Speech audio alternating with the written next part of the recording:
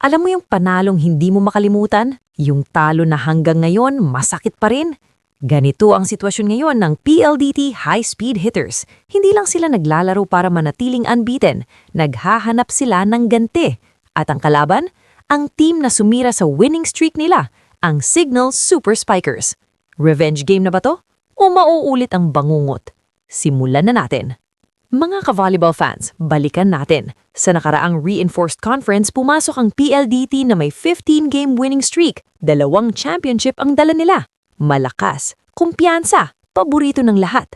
Pero biglang, boom! Sinurpesa sila ng Signal in straight sets. Oo, straight sets. At doon nagsimulang mabasag ang momentum ng PLDT. Hindi sila naka-three-peat, nauwi pa sa 4th place finish. Kaya ngayon, iba ang intensity nito.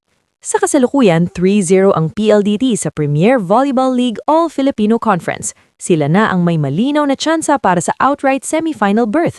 Pero kailangan nilang isweep ang eliminations. Wala nang pwedeng magkamali.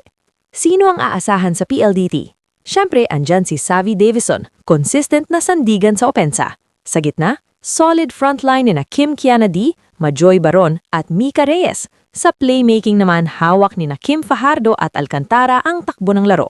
Plus, depth pa mula kina Jovi Prado, Jessie De Leon, Alea Malaluan at Bedonia. Sabi nga ni Coach Raldrick Afort, malakas ang signal at mas mahaba ang preparation time nila. Ibig sabihin, hindi ito magiging madali. Huwag naman nating maliitin ang signal. 3-0 din ang start nila bago matalo sa next leg. At alam natin, kapag signal ang kalaban, kaya nilang manggulat. Abangan ang bounce-back game ni Vanny Gadler matapos malimit sa 5 puntos last game. Andyan din si Erica Santos na steady contributor. Sa playmaking, si Jel Cayuna ang magdidikta ng tempo. Plus, suporta mula kina Tin Tiamzon, Rosalyn Aquino, Jackie Acuña at iba pa. Kapag nag-click ang sistema nila, posibleng maging dikdikan ito hanggang 5th set. Ang tanong, mas malakas ba ang gigil ng PLDT o mas makalmado ang kumpiyansa ng Signal? Sa 4 p.m. match, ibang redemption story naman ang matutunghayan natin. Ang next-led Chameleons na dating unbeaten biglang nadapa matapos talunin ng Galleries Tower. At ngayon, makakaharap nila ang sister team na Akari Chargers. Ito yung tipo ng laban na hindi lang standings ang nakataya, pati pride. Coach Ettore Guidetti ay inaasahang ibabalik ang preferred rotation. Asahan ang pagbabalik ni MJ Phillips at D. Janelle Cheng para suportahan sina Brooke Van Sickle, Myla Pablo, Kiara Permentila at Lion de Guzman. Kapag kumpleto ang puwersa nila, ibang klaseng Chameleons ang makikita natin. Pero tandaan, ang isang talo minsan nagpapakita ng kahinaan. Ngayon nila patutunayan kung learning experience lang ba yon o simula ng pagbagsak. 3 sunod na talo ang Akari, pero minsan ang pinakamadelikadong team ay yung wala nang mawawala. Coach Tina Salak siguradong may adjustment na ihahain. Asahan ang response ni na Ivy Lacsina at Gretchel Soltones. May height at power din sina Fifi Sharma at Sed Domingo. At kapag naging maayos ang distribution ni setter Mars Alba, pwedeng magkaroon ng upset. At dagdag pampainit pa, may mga sibling matchup sa twin bill na to. Alam naman natin kapag may kapatid kang harap sa kabilang net, iba ang intensity. Walang corporate affiliations, walang sister teams, pure pride. Pure competition. At sa ganitong klaseng laban, minsan, isang rally lang ang pagitan ng panalo at talo. So, anong sa tingin nyo? Makakabawi ba ang PLDT at makukumpleto ang revenge? O mauulit ang bangungot laban sa Signal? Makakabangon ba ang next leg? O makakakuha ng breakthrough win ang Akari? Comment nyo sa baba ang predictions nyo. Huwag kalimutang mag-like, mag-subscribe at i-hit ang notification bell para updated kayo sa lahat ng PVL updates at volleyball breakdowns. See you sa next rally! Ang colorful ah! Tingnan mo, daming naman ang bulsa ko. Ay, paldo ah! Something for you. Walang yan. Binusa mo pa yan tinapay mo? Galing nga, bulsa ko. Blessing. Ang bagal naman! Kaya mo na. Ay! Ilagay mo, pwede! Ay, nahihirapan no? Nahirapan no, pila mo na. Ilagay mo lang. Ay! Ay! Wala ka. Baba ba yun na si Ethan? Baba na, Ethan!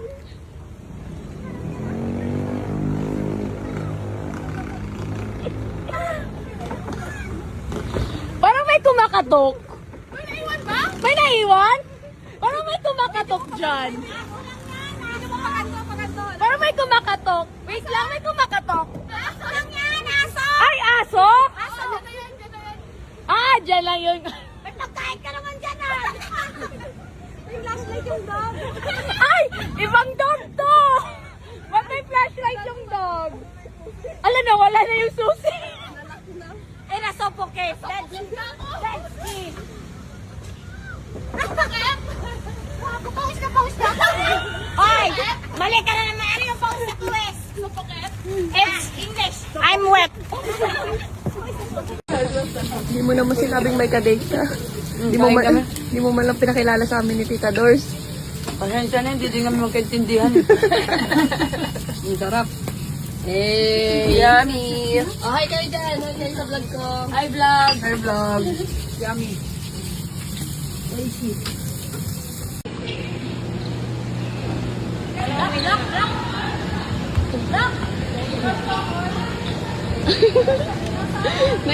Naglaro yung mga midget.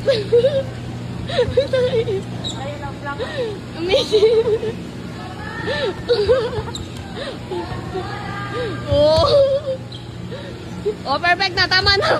Yan. Lams, I know you miss me. I miss you.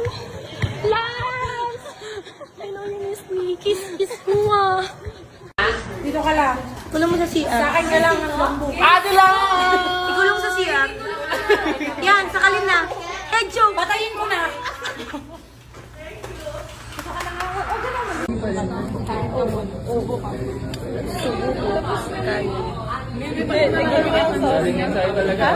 Hindi nga.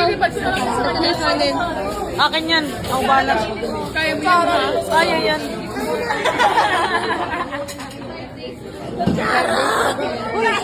Ano ba to? Ano ba to? Vlogger? Oh, follow nyo lang ito ha. Tiora, follow nyo. Tiora, yung ano naman, yung hindi labag sa loob mo. Hindi nga. Oh, okay. Hi everyone. Oh, follow nyo daw siya. Si Buding. Ayan, Ara My Loves ko yan. Ako talaga yung jowa ni Ate Ara My Loves. Ano ba problema mo? Sinupit-sapit ka pa. Paano ang warm up? Nag-warm up na ako kanina. Oh, sipag. Gusto mo, bro? Bro? Ano, may props yan? Oh. Pawis na ako kanina. Oh. Ano chismis sa inyo? Chismusa. Ha? Ang chismis daw. Anong chismis sa Ilonggo? Ano, gossip. Yung isa, other term. Alin? Other term. Other term. Ay, data gathering.